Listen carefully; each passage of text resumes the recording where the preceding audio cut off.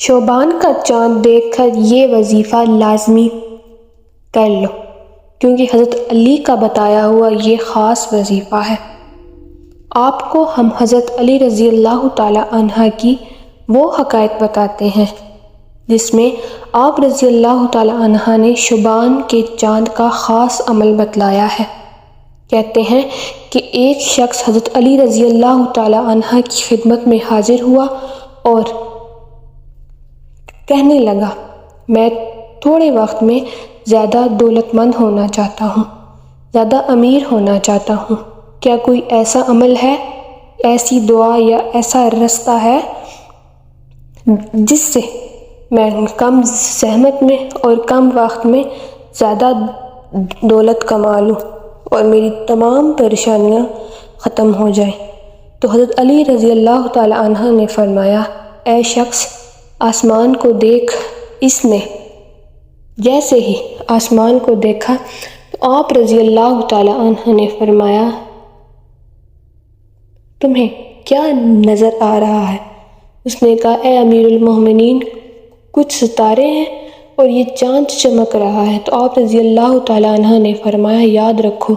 یہ چاند انسانوں کے لیے رحمت، کامیابی، شہرت اور دولت کا چاند ہے۔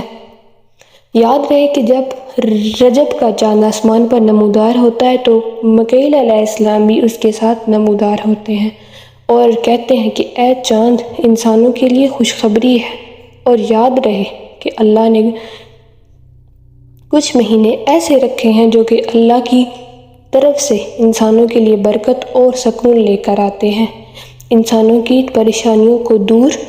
کرنے کے لیے ان مبارک مہینوں میں سے ایک مہینہ شعبان کا ہے۔ اس بارے میں مزید فرمایا کہ یاد رکھو، جب شعبان کا چاند آسمانوں پر نمودار ہوتا ہے تو اللہ میکائیل علیہ السلام کو حکم فرماتے ہیں کہ اپنے خزانوں کے دروازے کھول دو اور زمین کی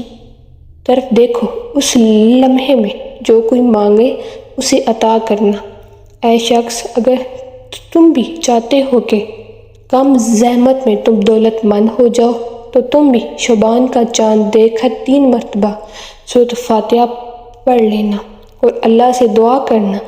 کہ اے اللہ پاک میکائیل علیہ السلام کو حکم دے کہ وہ اپنے خزانوں سے بھی دولت عطا فرمائے اور میری مفلسی اور پریشانیوں کو دور کرے۔ اس عمل کی برکت سے اللہ کے کرم سے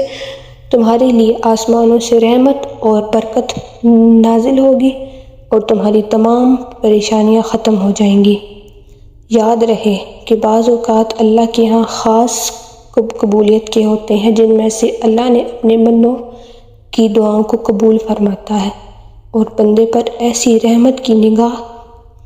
کرتا ہے کہ اس بندے کو مالا مال فرما دیتا ہے، اس کی زندگی کی پریشانیوں کو ختم کر دیتا ہے۔